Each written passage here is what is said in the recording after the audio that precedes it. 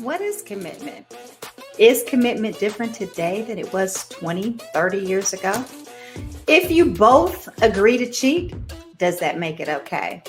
These are all the questions we're going to be asking today on the first episode of the XYZ Connection, guys. Hey, and I hope you guys are doing amazing. My name is Myckelle Williams, and I am going to be the host of this show. Of course, for the next season, we're going to be talking about love and relationships.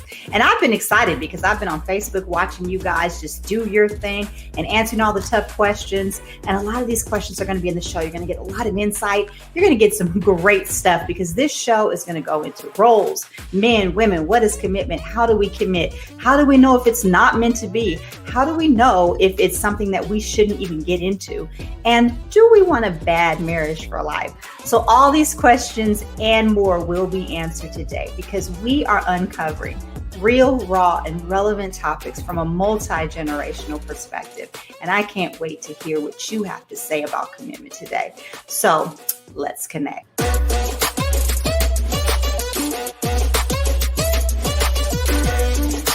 You are now tuned into the XYZ Connection, redefining the generational gap, hosted by Myckelle Williams, bringing you critical conversations impacting generations. Join us for real, raw, and relevant dialogue from a multi-generational perspective. Let's connect in 5, 4, 3, 2, 1. Welcome, everybody. Welcome to the XYZ Connection. I'm so excited. Yay. This is our first show. So we're bringing it to you real, raw, and relevant. And I'm so excited to introduce you to our guests and talk about our show. My name is Myckelle Williams. In case you didn't know, I am your host. I've been also hosting the Facebook group, so a lot of you guys should know me already. And today we're going to do episode 1, which is called The Great Entanglement. What is commitment is some of our topics. What is cheating? You know, are we going to stay committed regardless of if we have a bad marriage for life? So these are all the things that I want to talk about today. We're going to get into that. But first, I want to go ahead and introduce my guests. Of course, we have guests from each generation, X, Y, and Z. And that is the point of this show, to get your views from a multi-generational perspective and just making sure that everybody's connected in some way. So at the end of the show, I'll do a reflection and talk about what we all connected in and how we got together as a generation and what understanding we all reached. So it's going to be great. It's going to be a night of fun. So sit back and enjoy. I'm going to introduce our first guest, Mr. Nate Fowler. Hi, Nate. How you doing? Doing well tonight. How you doing, Myckelle? I am awesome. Thank you so much. Nate here is a reluctant Generation Xer. He is a man of faith, a father, a budding author, and a sibling of 15 brothers and sisters, a business owner and mentor, and a possessor of a Bachelor of Science credentials, and a big fan of learning. His vision is to serve the geriatric population of America by developing retirement opportunities and communities for them. He loves to travel. Thank you, Nate, so much for being on the show. We also have Toya from Generation Y. She is doing her thing out there today. How are you doing, Toya? I'm amazing. How are you? I'm great too. I really appreciate having you on the show. Just a little bit about Toya. She's the director of the Radical Women's Ministry, and it's a ministry at World Changers Church International. She's mentored hundreds of women and teen girls through her ministry work there, and even through various speaking engagements, conferences, and other events. Her influences goes far beyond ministry. She's the co-host of the Canton Jones Show on Praise 102.5 in Atlanta, and she's also received training at the collegiate level in fashion design and merchandising from Bowder College in Buckhead, Georgia. She's the host of other gifts and talents that include event planning, wardrobe styling, and interior design. Well, thank you for being here on the show, Toya. Of course. Next up, we got Mr. Dwight, and he is with Generation Z. I'm so happy that you guys are going to love this young man here. Welcome, Dwight. Thanks for having me. I'm glad to be here. Yes, I'm so glad to have you. Dwight is an alum of the illustrious Tennessee State University, and He has a Bachelor of Woo-hoo. Science in Architectural Engineering, and he prides himself on his devotion and faith in Jesus. His passions for art and poetry, as well as challenging the norms on purpose in his writing. Tune into his blog at avowedforlife.org. I think it's awesome. I think all three of you are reaching a different demographic and a different generation. Yeah. And that's what this is all about, maybe connecting the dots and trying to get us to understand one another. So I'm excited. All right. So I am excited to have you guys on this show. And what we're going to talk about today is the Great Entanglement. So I'm excited about that because that's a pretty hot topic right now. Everywhere you go, you're hearing the word entanglement. Is there anyone here who hasn't heard the word entanglement? So we're not necessarily, and for those who probably haven't, who's maybe been hiding in an igloo somewhere, I just want to say that Will and Jada came out and they said that apparently there was another man involved in their marriage, Mr. August Alsina, and he was a young man that came into their home, and him and Jada had a relationship, and apparently they had a red table talk. You guys all know about that, and it ended up that they broke up, but she called it an entanglement, and so it kind of opened the doors to talking about that. We're not going to necessarily talk about Will and Jada today. But what I wanted to get into was more like commitment, because I think it opened the door to what is commitment within a marriage. Is it, are you okay with, commitment regardless of how that looks? Is that different in today's time than it was previously?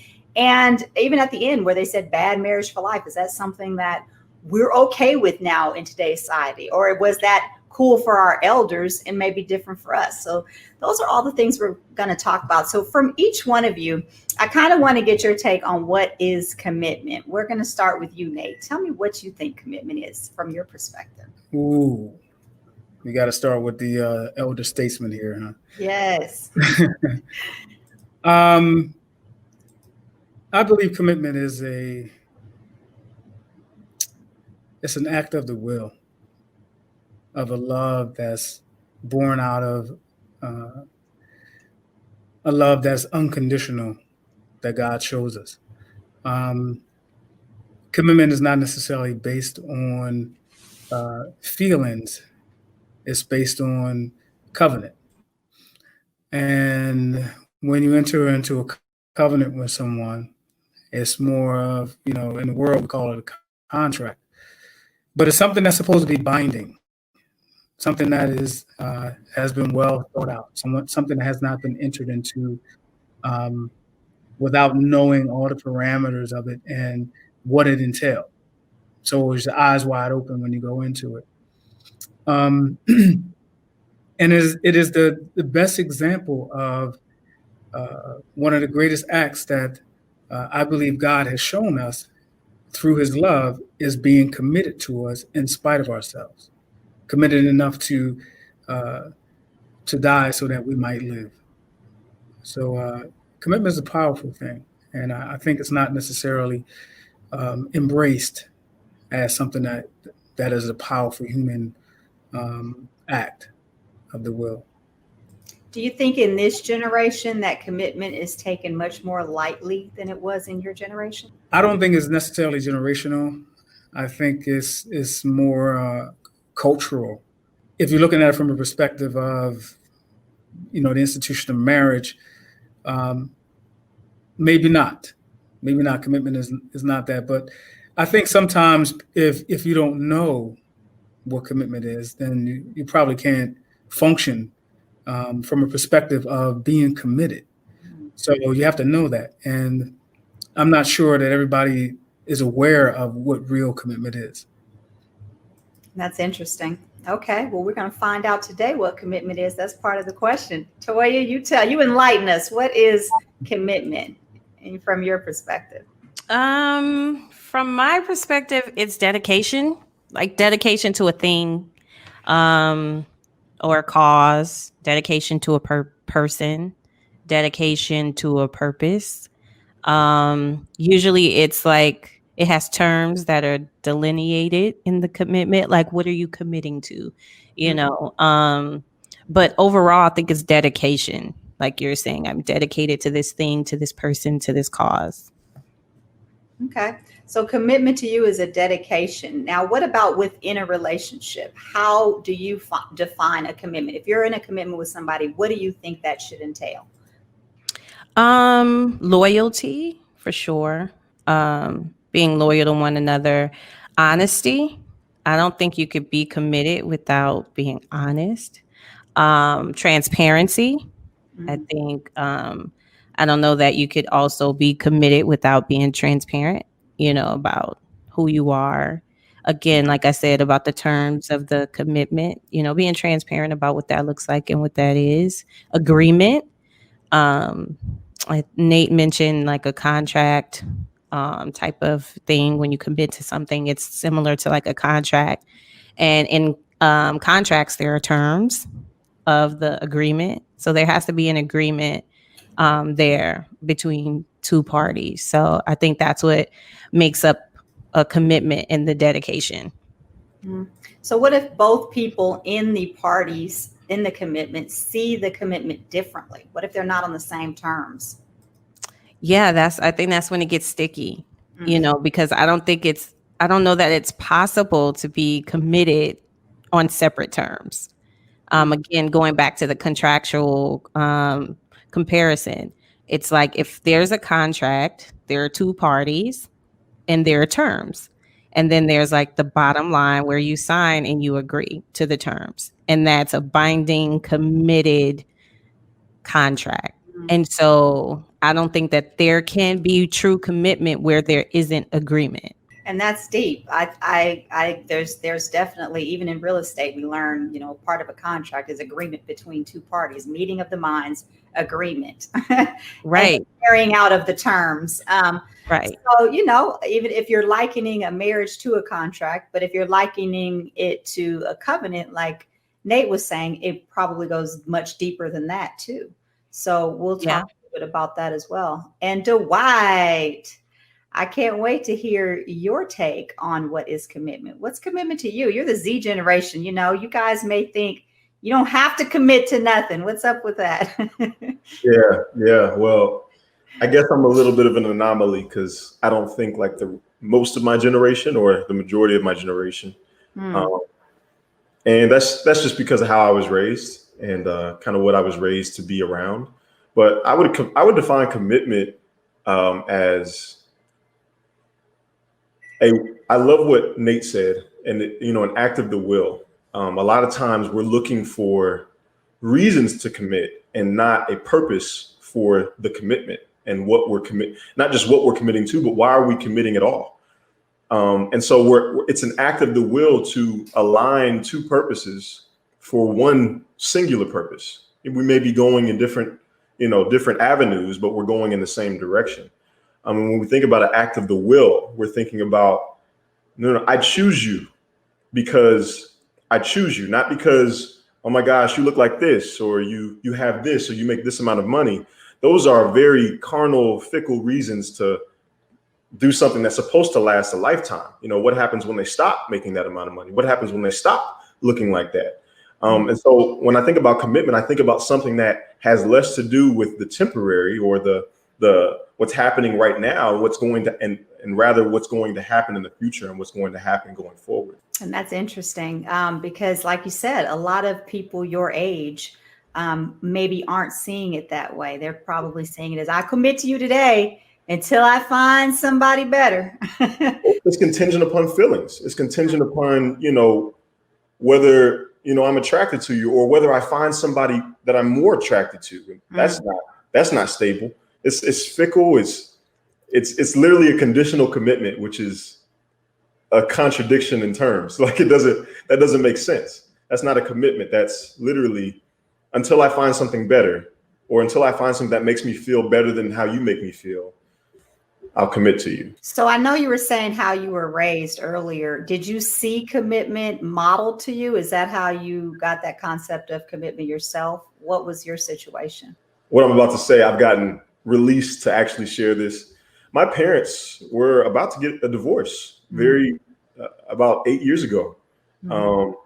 And there was every reason for my mom to leave and every reason for my dad to stop fighting. There was just no reason to stay there. It just didn't seem like it. I mean, it just seemed like the mistakes had amounted to a point where ain't no going back from this. But what I saw was that they remembered that there was a commitment that they made. Not just the words that they spoke that represented the commitment, but the commitment that they made to each other, in the life that they had begun together and the kids that they had. There's a relationship here that can't just be severed by mistakes. And so I got to see commitment operate on an entirely different level. And they were not in a healthy place, but today you would never even know that there was any issue. And if anything, they're very transparent and vulnerable about the things that they have gone through and about the things that they are going through and they're working through. I love that. So tell me from a young person's perspective, how seeing that struggle changed your image of, relationships and your goals for what you wanted relationships to be in your own life? Well, it made me stop looking at relationships in such a temporal worldview. Now I'm not looking for a woman that's the finest thing walking and the girl that everybody wants. Now I'm looking for a woman that I can work through things with, that I could build with, that I could have fun with, that could actually be my friend. I think very early on when I started dating, I never really thought a woman could be my best friend. I just always thought I would have my boys and then I would have my girl. It was never she could be my best friend. Today, I think very differently about that. Today, I actually think it's very necessary that she is your best friend, because there's going to be times that I've seen where you don't need a wife. You don't need a girlfriend in certain moments. You need a friend. You need a sister in Christ. There's certain positions, there's certain roles, there's certain hats that we have to wear that make us dynamic in our relationships.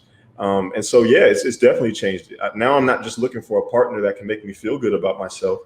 Now I'm looking for somebody that I could actually build with and work through things with, overcoming our issues together, and not me overcoming mine and you overcoming yours and then hoping that we meet somewhere.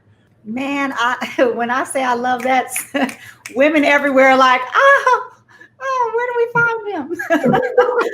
I love that. That was so insightful to me. And, so many of us in the older generation always think, they don't care, they don't understand. But there are those that are learning and that are younger. And I've noticed, because I was a speaker in the public schools for 8 years, that the younger generation are actually redefining commitment. And they're going back to the virtues and the values of their grandparents rather than their parents, because they've seen so much. And they're like, you know what, I'm going back to trying to stay married forever and trying to do this a different way than they've just seen in the recent generation. So they're kind of, making different moves because of these lessons. They look at the other generation as wisdom of what to learn off of and what not to do. So I think the fact that you did learn, you took those lessons learned and used them to move forward and change the next generation is super, super powerful. I love it. I just want to commend the young brother for what he said, because as he was talking, the first thing that started coming to mind was that when he talked about his parents, they literally had to come to the end of themselves of who they were in order to see that the thing that they were in is much more bigger than the selfish desires of themselves. My grandparents were together for 52 years before my grandfather left here. And for the first 30 years of that relationship, my grandfather was a functioning alcoholic. He would go to work Monday through Friday, and then Friday evening you wouldn't see him until Monday afternoon when he came home from work again. And he did that for years. And my grandmother, she did her thing. They both were out in the streets doing their thing. And my grandfather was a womanizer and all those things until he came to Christ. And for the last 23 years of their relationship, my grandmother never had it so good in her relationship with him. He adored her. He doted on her. And what that taught me was there's a requirement that's more spiritual than it is something that is fleshly. There's a requirement that God requires more of you to be connected to someone on that level for the long term. And you got to be willing to make that effort every day to say, come what may, regardless of whatever it is that my lot is going to bring to me with this person, I'm standing with her. Well, I'm standing with him. And for me to see that always made me feel like when I do make that decision, that's it. It's for life. So it also requires me to make the right decision of who it is I'm going to commit to. Okay. That's what the main part is. Because, I'm watching Will and Jada, and at the end, they're like, bad marriage for life, bump fist. And I'm just like, that kind of sounds horrible, to me. For me, because I was like, I can't see myself wanting to wait to be happy until I'm 60. And so it's kind of conflicting for me, because I did get a divorce after 20 years. Over 20 years. And most of us have been divorced as well, knowing that we had grandparents that were together 60 years and knowing the things they taught us. So I'm going to get into that. Like the generations before us, do you think commitment was different for them than it is for us today? I think, number one, they had a lot less distractions. Life was pretty linear at that time, I think. In terms of you had the man who was the breadwinner. So he went out and he took care of the family financially. And then you had the woman who stayed home. And so it was just kind of like that routine. That's just what men work. Men bring home the bacon and you take care of the kids. And so he could have multiple families. He could have multiple kids on the side, but he was the primary breadwinner. So it's kind of like you just deal with it because that's your source of living. That's how you eat. That's how you pay your bills. That's how you have a roof over your head. So if he has a whole nother family that's living across the street, you just kind of deal with it. And you deal with it for 50 years, 60 years, 70 years, because that's just what it is. And that was what commitment looked like. No matter what, you stay in there.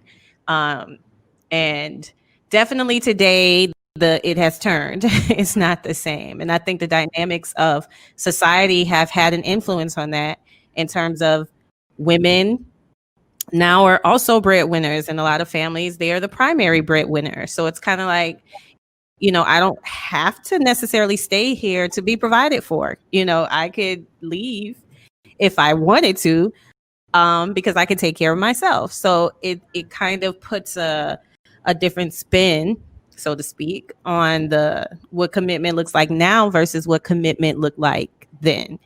So yeah, I think it's definitely different. I mean, that's just one factor. And then, like I said, distractions, you have social media, you have just so much access to so many things and so many people.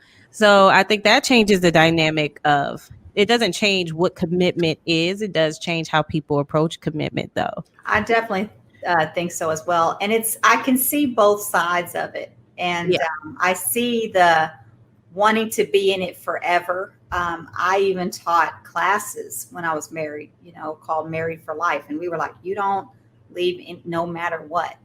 And I also see the side of it of being in a place where you could be so unhappy for so long and have lost yourself so far that, in your mind, the only option is, hey, I don't even want to live anymore if I got to stay in this situation. Right.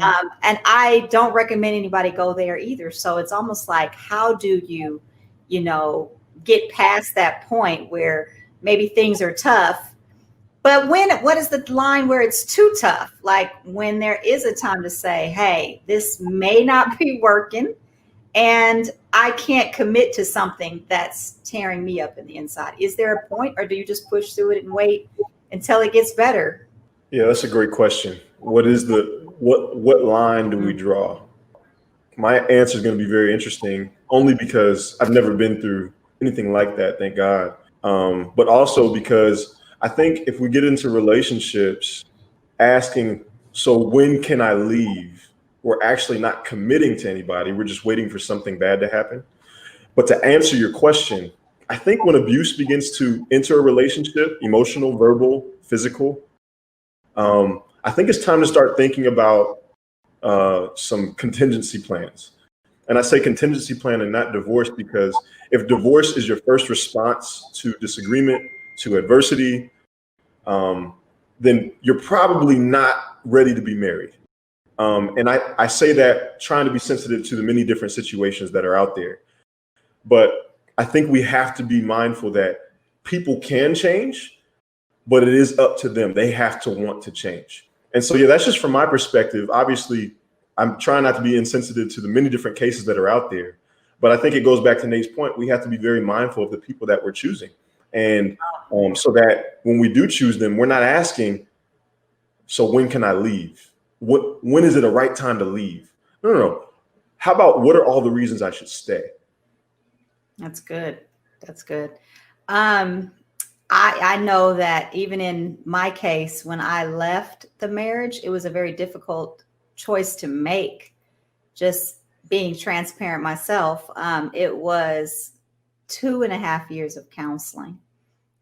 It was numerous marriage classes. It was consistent talks. It was a lot of issues that continued to come up repeatedly, and to the point where, at the end, the week of I left, I sat down and wrote out a suicide note, and I was like, I'm done. I'm leaving this earth, because I would rather just leave this earth than deal with all the things I'm dealing with. And it was like, it's either going to be me leaving or leaving the marriage. And the way it just all happened, within a week, everything got turned upside down, and I ended up not even voluntarily leaving. I got put out of my house. Everything got thrown out in the streets, and it was like, whoa, okay. So I almost had the decision made for me as well. But I feel like you should do, like you said, it was 22 years, and I feel like you should try to do everything you can do in your power before you make that decision. Like if you're going to leave after a year, you're going to leave after 18 months or 5 years, without even giving it that extra chance to see if it can work, or trying to take all the steps. I see people who are like, no, I don't want to go to counseling. No, I don't want to see anybody. I feel like I shouldn't have to do that. They should just change. So if you're going to be in that state of mind, yeah, marriage may not be for you. But I also think there's so many things you can do. But as far as social media, Dwight, you brought that up. Do you guys think that social media has changed the way we look at commitment, as far as making it easier to just get in and out of a situation? Toya, because you're involved more in like the hip hop side of it, or in that community. Do you think that commitment is defined more by the social media and the media and the celebrities and things like that? Absolutely. I think if it's not defined, it definitely has a strong influence on how we see relationships as a whole, on how we see commitment. You're now seeing, you just have so much access to other people's stories. And so it's almost like you get to see different stories and pick and choose what you identify with. Like you can look at a Will and Jada and say, yeah, I think I like that. I think I like Bad Marriage for Life, or I think I like Entanglements, or I think I like, and you kind of follow the trend. Like there's a trend in every facet of life. You know what I mean? When you look at medicine, there's medical trends. When you look at fashion, there are trends. When you look at relationships, there are trends. Politics, there are trends. Every facet of life, you can find a trend. And so I think now it's very trendy, to talk about multiple partners, or Entanglements. They made it so pretty. Entanglements and polygamy and all those different types of multiple partner relationships. It's like trending right now. Mm-hmm. And so I think that's heavily influenced by social media, music, movies, just the images that we see of that. We didn't see that stuff 20 years ago, so to speak. Mm-hmm. And I've noticed that too, like even Lisa Ray, the actress, she did a show the other day, and she was like, I'm ready to have an entanglement with Will Smith now. And it was like, oh God, we're gonna go there now. We're just around and around in a circle. So with the entanglements, they've almost made, to me, it's almost like they've almost glamorized cheating just a little bit and made it like, ooh, it's just an entanglement, kind of a word that doesn't mean I committed adultery. Even Will was like, what did you do? And so when we start kind of glamorizing in that light and making it okay, do you think that they've actually redefined what cheating is now? Absolutely. I think even more so, they've redefined how to justify why you cheat as well. What we saw with Jada, and I've heard it said many different ways, so I hope I don't butcher the way it was said, but she found a way to impersonate someone who is mentally, emotionally healthy. She used that language to encapsulate some toxic behavior, some entanglement toxic behavior. She never really owned up and said that it was wrong. She just said that it wasn't false. Oh yeah, she said, I don't regret it at all because it taught me, it made me grow. And that's what I don't like about our culture. And, especially when you get a platform, it's really easy to just, when you get a following, to say just anything because somebody's going to clap for you.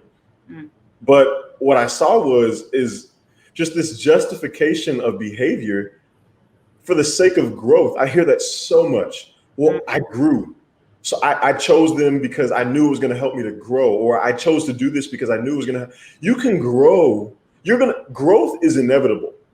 Now, growth in you as a person, that's a choice. You don't have to hurt someone else to grow. Exactly. Because August was crushed. And here's the thing. He grew from that. Even though it was a bad situation, he still grew, but he didn't have to go through that to grow. You know what I'm saying? So to say that she had to do that or she doesn't, that is, are you serious? I have nothing more to say. Like, nothing more to say. Nate, what do you think about it? Because I know in your own marriage, you went through certain situations. What do you think about the whole cheating dynamic? Is it being glamorized now? I got a little different take on it than my brother Dwight, because there's two reasons.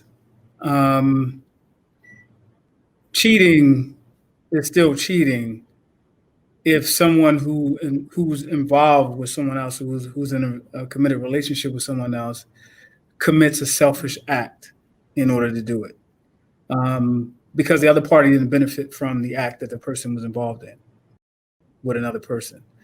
So to me, you took something that didn't belong to you and you gave it to someone else.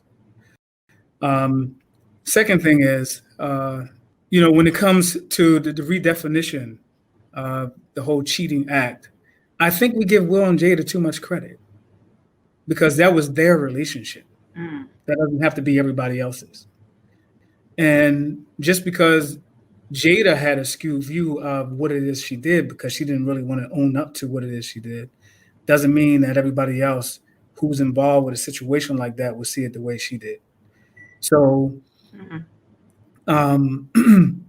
if somebody's hurt by an action that you did, because I say this all the time, that the greatest suffix after self is less, not ish. So if you're selfish in what it is that you're doing, then somebody that's close to you is going to be harmed by it. But if you're selfless, then chances are that you're not going to be harming somebody that loves you. And Will was hurt. Apparently. So if he was hurt, then he saw it as cheating, not an entanglement. And I could see his face. But people were like, hey, they're actors. I even heard one thing, like they've been, and I don't know, because I don't want to make this about them, but they have been having relationships with people outside of their marriage. People have been saying this. So he's like, he's acting because he's been doing his own thing. And they're both, you can see him in every movie looking like that when he cries. So I don't know, we're not there. Like you said, we're not in their relationship, But I want to get into a question, because that did open a door when people started saying that. That opened the door to a really good question, which is, if, let's say, they both did have agreement, and maybe August just told on them, but let's say they had an agreement to allow each other to have multiple partners outside of the marriage. Do you think that that's still considered cheating? Personally, I don't think that that's cheating. If we agreed, I mean, because again, to me, when you talk about commitment, within a commitment, there are terms. So there are terms within any agreement. There are terms of that agreement. And so, one party, this is what I'm agreeing to do. The other party, this is what I'm agreeing to do. This is what we're agreeing to do together. So if it's a part of their agreement that we can have outside parties, whether I agree with it or not, whether it's immoral or not, but it's something that the two of them have agreed upon, then it's not cheating if we both have an understanding that that's okay within our relationship. Now, I can look at it and say, I couldn't do that, or I don't agree with that, or that's not right. And I can have that opinion. I can take that position about their relationship, but within the terms of their agreement of their relationship, I am committed to the agreement if the agreement says that I can have an outside party. I haven't broken any commitment because I didn't commit to not having an outside party. So I don't think it's cheating if we agree, the two of us agree, that we can have other relationships on the side. It's, Okay. I don't think so. What do you think, Nate? Is it cheating if you both say, hey, let's do it? I think truth is not relative. I think truth is truth. And if you're married, let's look at it from a perspective of you're married. If you're married and you have sexual relations with somebody outside your marriage, is called adultery. And adultery is cheating. If you're talking about people who are not married and have a relationship and they decide to define their roles as being polyamorous or polyamory, or they want to have multiple members, and they agree to that, then I don't know if I would go as far as calling that cheating, because they did have an agreement. But for purposes of, if we're talking about marriage, that's just me. We're talking about marriage. It's not our institution to redefine. It doesn't belong to us. It is been stated, as a matter of fact, it's been a gift that has been given to us. So we, who are the benefactors of what a manufacturer gave us, don't get to change what the manufacturer's original intent of what it was when it initially was created. So if he said it's cheating, it's cheating. From a rational perspective, I agree with Toya. From the Christian perspective, I mean, I agree with Nate. It's not up to us to redefine. I really don't even want to add to it. You said you see both sides from two different angles. I see that. Okay. So I want to get into now, like you've been in this marriage, you're together for a long time. Our elders, like we said, they used to stay in marriages 50, 60 years, maybe 40 of them. Those years may have been troublesome. And then the last maybe 20, they're, having the amazing time of their life, maybe. But I want to talk about the reference, bad marriage for life. Do you all feel that you should stay in a marriage for the sake of being committed? Or when you are no longer happy, should you have the option to leave and not feel that shouldn't be an option? Oh, man. I think there's so many factors with that. For me to make a justify answer to that, there's different factors. But let me submit this to you. I think we were given the right to be at peace in a relationship with someone. And if there are numerous, we call them vicissitudes of life or pressures that you're feeling in a relationship that is interfering with that peace that God has given you, then there may be grounds and justification for you to remove yourself. Now, hopefully, when you make that decision to remove yourself, you really understand that there's going to be collateral damage no matter what. There's always going to be collateral damage when you remove yourself from someone that you have become one with. So it's not a rosy picture either way. I mean, you could be in a bad marriage and it could be bad and it could be peace, peace could be upset, or you can remove yourself from it and go through hell trying to get over it. So you have to decide which way you want to go and what's best for you. And it's not a cookie cutter answer to that. Mm-hmm. I ain't about to be in no bad marriage for life. That's just me personally. Everybody else can chart their own course and do what makes them happy or what they feel is right. I personally am not going to be in a bad marriage for life just to say I was in a or I was married for life. You don't get to do it again. There are no do-overs. And so it's like you're 60, 70 years old and your life was miserable, but you stayed married. You hung in there. It's like, not for me personally. No.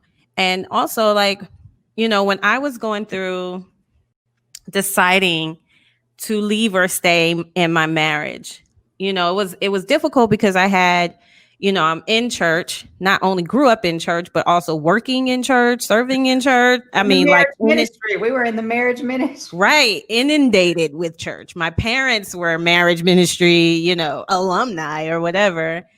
And so, of course, they're like, you stay and you work it out and divorce is not an option. And, the whole choir of church people. And then I had other people like, girl, if I was you, you have that choir too. You know what I'm saying? I wouldn't put up with that, so on and so forth. And so I'm in the middle like, okay, Lord, what do I do? And I remember the day I just got so frustrated with being double-minded about it. Like I just was so confused and conflicted and it was weighing so heavily on me. And I remember I was on my way to work and before I left saying to God, I am not leaving this place. I'm not going to anybody's job until you speak to me, until you tell me what to do. I've heard this person's opinion. I've heard this person's opinion, but I want to know what you would have me to do. And I remember sitting there, was silent for about 15 minutes. And I'm like twiddling my thumbs, like at any moment you can speak, I'm not moving from this place until I know for sure. And I remember finally the Holy Spirit speaking and saying, go to 1 Corinthians chapter 7, verse 15. And I think I read that scripture like 20 times before it jumped out at me. And basically what Paul was saying in that scripture was, before you got saved, everybody was in these different positions. These were Gentiles were just getting saved or just receiving Jesus, right? And so now they're trying to reconcile all these different things like, oh, now I received Jesus. I'm excited about it, but I have this husband who hasn't received Jesus. And so Paul's like, hey, whatever state you were in before you received Jesus, remain in that state. If you were married before you received Jesus, stay married.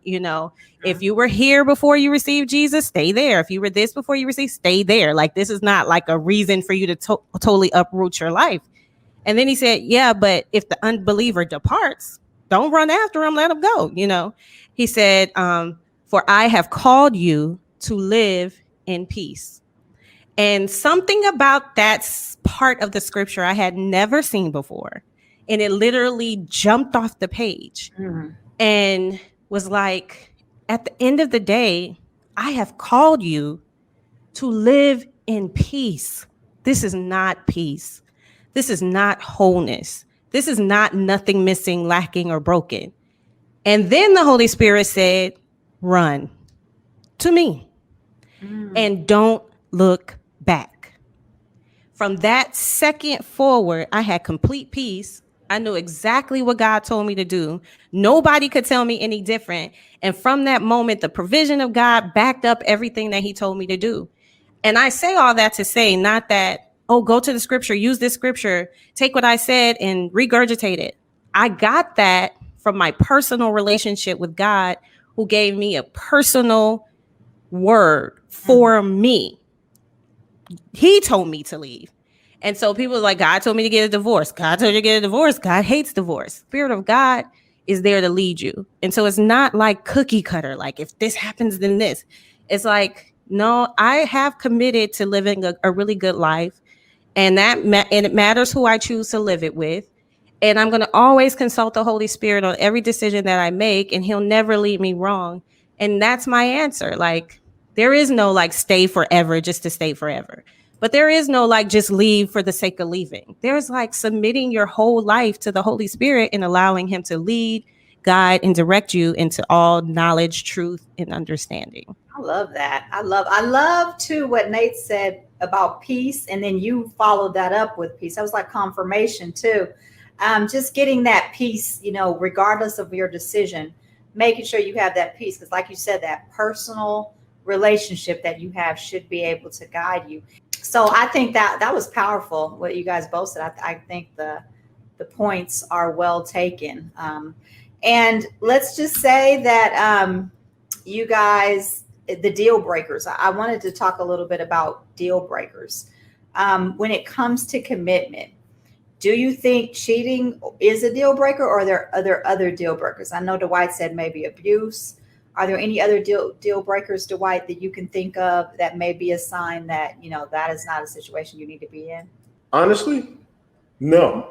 And I say that because a commitment really is what it is. It's, I'm committing to you when it's horrible and when it's bad, with the hope that it will not remain there. With the assertion that we will both recognize when things are not okay, and we will both work to a point of peace, is what we're kind of alluding to here. What I love about my generation, though, is that we're learning how to vet early instead of discover that, oh, that's who you are later on. And obviously there's certain people who really can put on a front.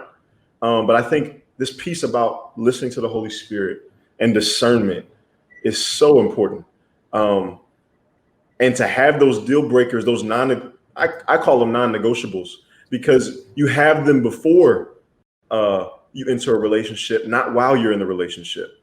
You don't develop non-negotiables or deal breakers while you're in one, because that's not fair. You don't know, they don't even know who they really can be, or a lot of people are still discovering that.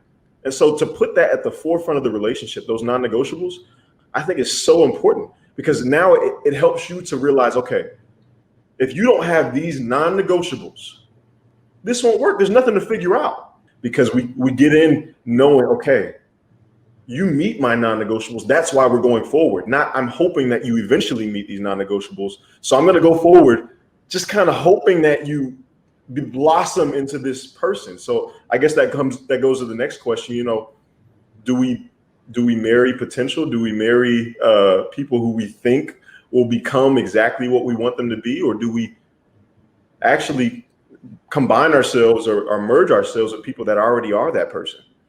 I love that, because choice of mate, you know, and so many people don't realize when they're just dating random people that you can end up, you know, getting somebody pregnant and having to deal with that person for the rest of your life.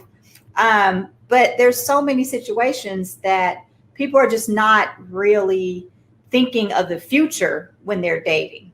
You know, it's almost as if dating really doesn't have a purpose anymore. It's just like, I just want to hang out. Let's hang out. Let's hook up. I'll say this, and this is where I have to address my brothers. Intentional dating is on us.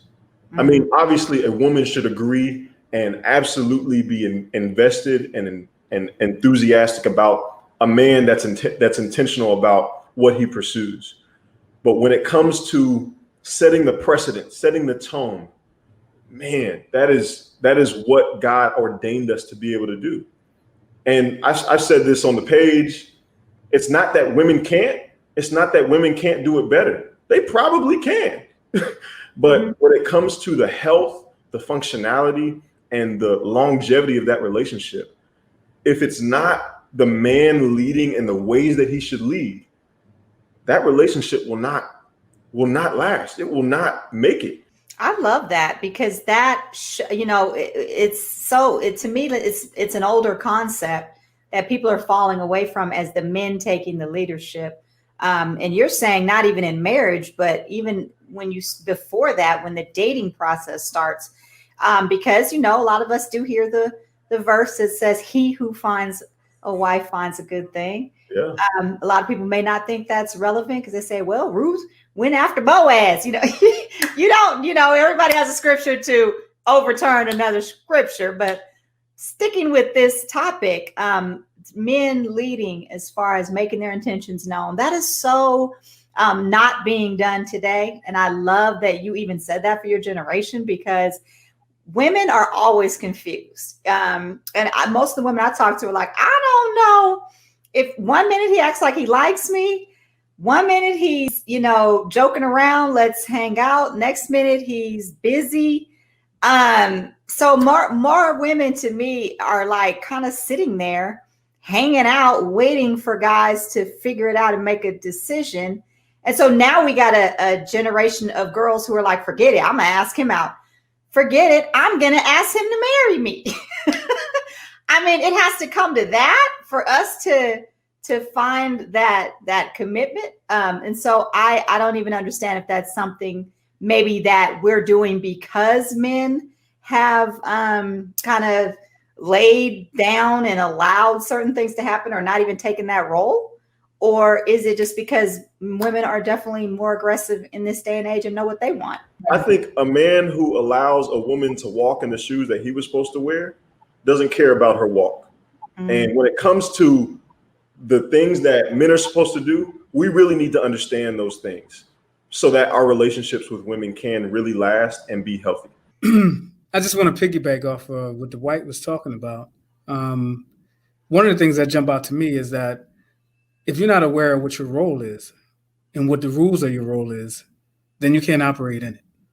Mm-hmm. And a lot of our young brothers don't know what it's like to be a man because they haven't had any opportunity to have the experience with being around a real man who was able to step into his role as a leader.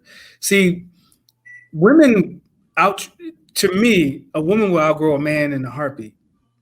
Because when she comes to the relationship, she's already most times God has equipped her to be everything she needs to be. She's coming ready to work, ready to build. She has ambition already. And if he's taking too long, she's going to step up. Mm. That's what she's going to do. And if he's not the man he's supposed to be, and if he's not assertive, she'll step right into his role. Mm. She'll step right into his role. And that's what we're seeing now, because the roles of how the cultural norms of today have been skewed because man has not taken his rightful place he's abdicated. Mm. Well, what do you think about people who say, and because I've seen it on the Facebook page when we've been having conversations, and you guys have all been a part of these Facebook conversations. In case you guys don't know about it, it's our Facebook groups page, the XYZ Connection. And people have been saying, well, traditional roles are outdated. We need to just blur the gender lines and just whoever wants to propose, whoever wants to, jump in there and ask whoever out. What do you think about that's becoming almost a trend now? I wouldn't say, I see it on both sides. I think from the woman perspective, I think the role has been skewed from the beginning of time. Meaning from the standpoint of women not having certain rights and privileges, women being seen as property. And so all of, even if you read in the Bible, in the Old Testament, it was very heavily, it's all men mostly. It's very difficult. It's like mining for coal and oil to find stories about women in the Bible. They're there, but when you think about it in totality, they're not. And so the representation over time has not been there. And so now I think some of it is healthy in that we're challenging some of the patriarchal ways of our society that, women are supposed to cook. This is what a woman does. This is what a woman is. This is what a woman looks like. This is what a good woman is. This is what a bad woman is. This is what a good man is.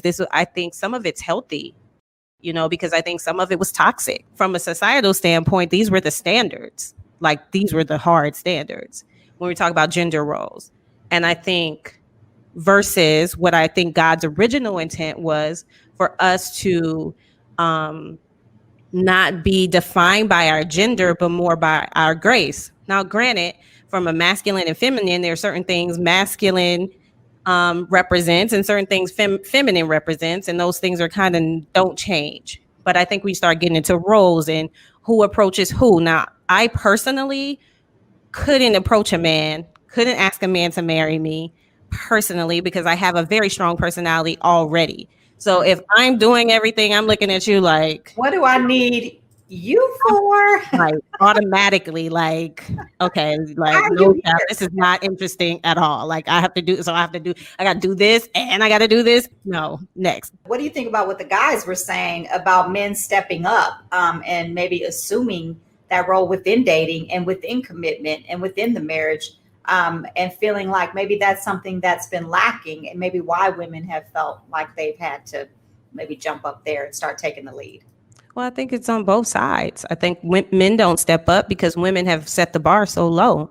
And I think women settle for anything. So most men are not required to step up because the women are not requiring them to. Our standards have gotten so low for what we require, what we're looking for, that men don't have to. And not that that makes it right or wrong or good or bad. I'm just saying that's just the nature of what is. So if the bar goes from here to here to here, more often than not, people are just like, oh, so all it takes to get you is this? Oh, that's all I'm gonna do. I'm gonna do the bare minimum. Unless you have exceptional men like Nate and Dwight. They're the exception. But most men, because the bar has been set so low, they're just gonna say, hey, that's all it takes. That's all I'm gonna do. And I put the onus of that. You guys are men, so you'll be like, hey, men, brothers, we need to step up. And I'm a woman, and I'm like, we need to get it together. I'm going to put the onus on women too, because I feel like we set the tone. I think that's part of the problem with the whole social media thing, because it has allowed people to be in a frame of mind of comparison. You see these Instagram models, and they put all these pictures up, and everything is that show all out there, and the women go on there and they see all these likes and they see all these guys saying this and that, and they trying to measure up to that standard, because that's the standard is set, because they think that's what all the guys of value wants. And it has devalued, it has in a way body shamed women, who may not be built that way.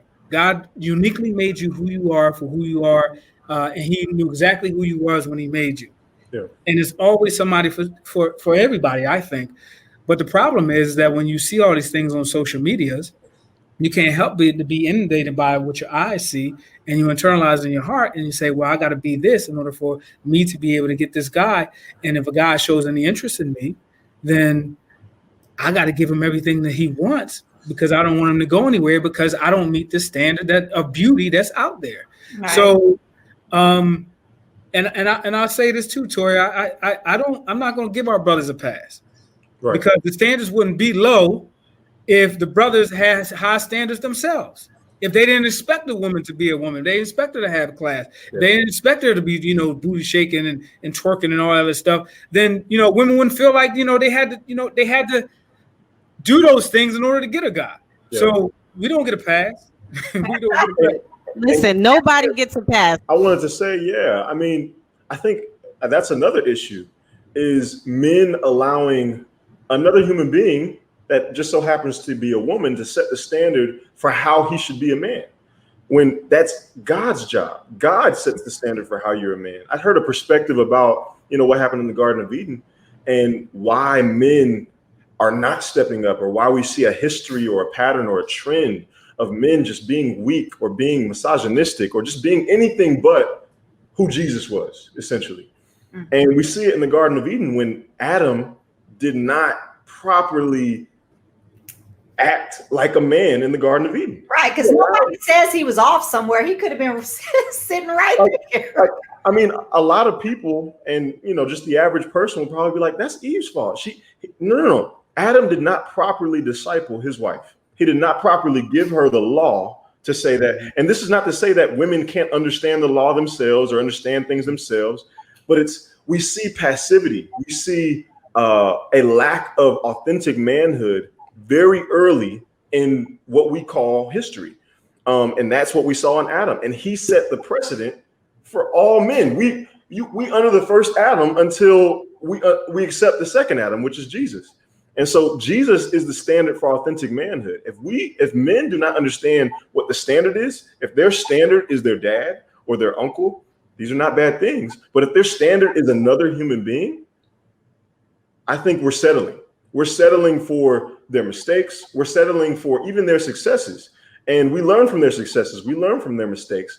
But if we want to learn what the true standard is, it has to be somebody who is completely God and completely human, who made it happen, who acknowledged his humanity, but also was completely God at the same time. That's the standard of manhood right there. This is a good show. I hate to leave, but because we've gotten some deep stuff here, and I know you guys who are watching have just been getting some great bits of information. If you have been watching, I want you to comment, like, share, because we definitely want to get this show out, and I'm going to be putting out more shows, but this is amazing. Eventually, I am going to do another episode eventually on roles and the men and women, because I think that's an even deeper topic that we definitely want to get into, even aside from commitment. It's like the roles, like the men and women part of it is so deep and so detailed. And I think that's such an important topic for all of us to learn. We don't typically learn that from our parents sometimes anymore. And so it's a thing where do you learn that? And how do you learn that? And what are some of the ways that we can mentor the next generation in order to get, like Mr. Dwight here, that kind of wisdom and insight, So I definitely want to get into that more on another episode as well. But before we go, I do want to ask you guys, each one of you, which generation out of the X, the older, the Y, the millennials, or the Z, do you think has the best view right now of commitment, and why? I don't think any one generation has can ring their bells and say that they're the best. I think there are so many different factors that would go into people understanding and knowing what commitment is, and we can run the gamut from teenage years up until the 60s and 70s. And I think it has a lot to do with who has poured into you, who has imparted wisdom into you, what you have learned, what you have been taught, your support system, what you've seen growing up, what you've experienced. All those things play into that. And also, more importantly, is your spiritual focus, your moral compass, who you walk with as a deity for most of your life. Jesus Christ, as the brother said, if he is your pattern example, then how you view commitment would be different than somebody who didn't walk with him. So that could be any generation. It doesn't necessarily mean it's X, Y, or Z. It can be anyone. I think we're all screwed. Just joking. I'm kind of serious, kind of joking. I don't think anybody has mastered it. None of us are the master. I think the beautiful thing about life is that we keep growing and expanding and learning through generations. And so with time, there is change, but there's also wisdom that's developed, and ingenuity and innovation, creativity. So the fact that we could live long enough and see multiple generations, and we can see things differently and see things through new eyes. And so I don't think it's right or wrong or the best or anything like that. I think all of us do the best that we can with what we have. And so as life continues to go on, we learn more, we know more. And I feel like we ultimately do better. We all do better. I think we do better. There's things that are worse, I guess we could say. But ultimately, I think we're all getting better and better. We're going from glory to glory and faith to faith. And when you know better, you do better. You know better, you do better. I agree with Toya and Nate. It is not I guess, specific to a generation. I think every generation has learned from each other and can learn from each other. I've seen the humility in the X generation learn from someone like me as if I could be a mentor to them. And obviously, I'm not going to take on that role. I mean, we're all human beings. We're all learning from each other. We can learn from the mouths of babes. I mean, they got wisdom too. And, I think every generation has learned from each other, and we should credit the lessons that have been learned and the wisdom that can be shared for every generation, including from the X to the Z to the Y to the Z, the however many variations of how we can listen to each other and acknowledge what we have to share about things. I think what I'm seeing in my generation and the Z generation is we're valuing mental health more. It's become trendy. What I noticed in the Y generation was that, we're seeing a level of independence that, I think for myself. I don't think because of this is how my family has always thought. I'm thinking for myself. And what I'm seeing what I saw in the X generation is this standard for how we do life and this tradition there's some traditions that don't need to be broken from. We can learn from every single component of every single generation. And if we can't see that, then we're capping our understanding, we're capping our growth. Yeah, and I think that's the most important part of this show is just finding out where we connect. Because we may not agree on everything, but there are certain ways that we connect. And I think that's why this show is going to be so good and relevant in this society, because there's so many ways out there in America right now we're disagreeing. Yeah. And so many fights and arguments and debates and this and that. And so it's so nice to be able to come together on views and be able to talk like adults, unlike some of the people we see out there. Be able to talk and just share ideas and, hopefully get an understanding that maybe we hadn't had before. And so I think each one of you gave me an understanding maybe I hadn't thought about, and I hope we learn from each other as well. So thank you all for being here today. This was such a great show. And yay, it was our first episode. I'm so excited. We're wrapping up. And I think this was amazing. You guys were just the bomb. Like I said, I wanted to go on another 30 minutes and clearly could have, but I definitely want to honor your time and respect your time. So I'm going to just ask each one of you to give your contact information, or if you are on any social media or any pages where people can reach you. Nate, we'll start with you. How can people reach you if they want to reach you or follow you? You can reach me at Fowler, Fowler, Nathaniel @gmail.com. Or you can find me on Facebook under Nate Fowler. And I normally respond to people when they send me messages as quickly as I can on Facebook. Okay. And Toya, if they want to reach you, how can they, and especially if they want to look at the hip hop church, because that's going to be big. How can they reach you and reach out to you and find you? Yes, they can reach me. The best way to reach me is on Instagram, Toya X, that's TOYAEX. And the Hip Hop Church is also at the Hip Hop Church on Instagram as well. We're there every Sunday night at 9:00 p.m. on Instagram Live. Okay, good, because we don't want nobody to miss it. Not miss it, okay. Even though we do have replays. All right. So why? I had to show how hip I am. Sometimes we gotta just take it to them. Just show them we're still hip. We still got it. Okay, how can they reach you, Dwight, the man, and then also with your blog? How can they find your blog if they want to go to? Yeah, so you can go ahead and subscribe to the blog at avowedforlife.org. AVOWED, the number 4 LIFE. Avowedforlife.org. You can follow me on Instagram. I have 2 accounts. My personal account, you can follow either one. My personal account is at Horsento, HORSENTO, or my Vowed for Life Instagram at AVWD, the number 4 LFE. And also on Facebook. I got a lot. I'm Generation Z. We got every social media account in the book. At Dwight Pullen, I'm pretty responsive. I accept friends easy because I think we're all family. And we can be family and relate. So yes, and they can find all of you on our Facebook.com groups page.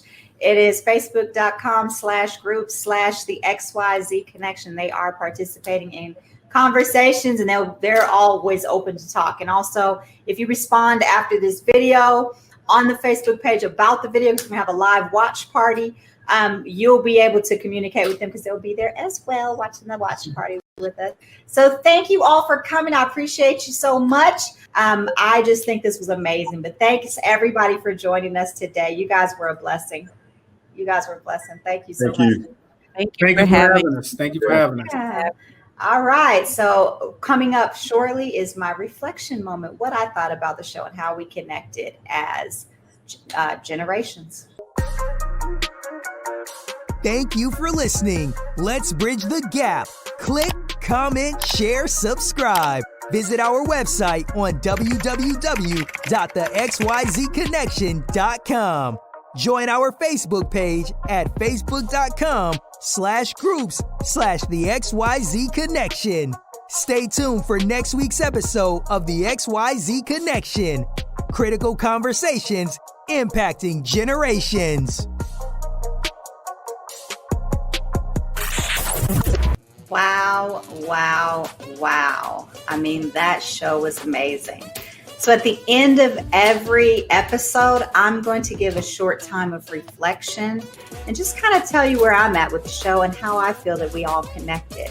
And you're also welcome to give your comments on the show as well. You're welcome to like, click, and share and subscribe, because I definitely want to hear what you thought about the show. What did you think about the guests? What is your idea of commitment? I mean, how do you feel about everything you just heard tonight? Because this was a lot of great information. So what I heard, and I want to kind of tell where I feel like we connected as well. First of all, everybody was so transparent and opened up with their stories of commitment in their marriages and their relationships. I think that was just so amazing. I want to thank Nate, Toya, and Dwight for everything that they imparted today, because it was eye-opening on every level. So I feel like I learned so much. Where I feel like we kind of had common ground was when we talked about social media. I feel like we all felt like social media has a lot to do with perpetuating stereotypes, with setting the foundation for what we think about certain things, for perpetuating certain images and ideas, and also for redefining even what we think about commitment. And so what we all decided was that commitment was given to us and that we should honor how it was created. It's not our decision sometimes to say what commitment is or isn't. And I think that was a great point. Also, we talked about men stepping up and taking a role and being more leaders. And I think that was powerful as well. What did you guys think about that? Do you think men should take a greater role in relationships? Or do you think that, we as women should step up more and maybe take more of a leadership role? Because I think what they said was powerful. I mean, a lot of women are having to step up because they feel like they have to. What do you guys think about that? And then we look too much to others to kind of define things for us, especially celebrities. But with the marriage and the bad marriage for life, it's okay, guys. It's okay to sometimes walk away from situations that maybe aren't for us. And you don't need to feel super guilty. You don't need to feel like you're under bondage if you do walk away from a situation, because what did we all say? You have to find that peace within your heart to do what you think is best. And so I just got so much out of this, and I hope you did too. I am so excited to be able to put out this first episode of the XYZ Connection. I want you to continue to follow us on the Facebook group page at www.facebook.com/groups/the XYZ Connection, because I'll be there. I'll be asking more of the tough questions, and I can't wait to hear your input. It's been an amazing ride so far, and I can't wait to see what else you guys want to talk about. Of course, if you have suggestions for a show, please do not fail to email me or call me. You can reach me at mykel@empowermentww.com or the xyzconnection@gmail.com. If you just want to reach out and give me some ideas for a show, or if you just want to say hi and tell me some things that you can do or contribute, because I do need help sometimes with editing or things like that. And also I would love, people who would just want to make a difference and want to be a guest on the show. I love the idea of having guests. So next time we're going to be talking about mental health. we had a situation recently with Kanye West, and he was going through some things. So I want to kind of expound on that and decide, what does mental health look like with relationships? And is that something that we can overcome together, or is it just too much? What if the other one person doesn't want help and the other person does? So that's something we're going to get into next time on the XYZ Connection. So don't forget that we're going to get together and discuss so many great issues this season that I can't wait to see what you think about the rest of this season. So stay tuned and let's keep connecting, guys. You guys have a great night.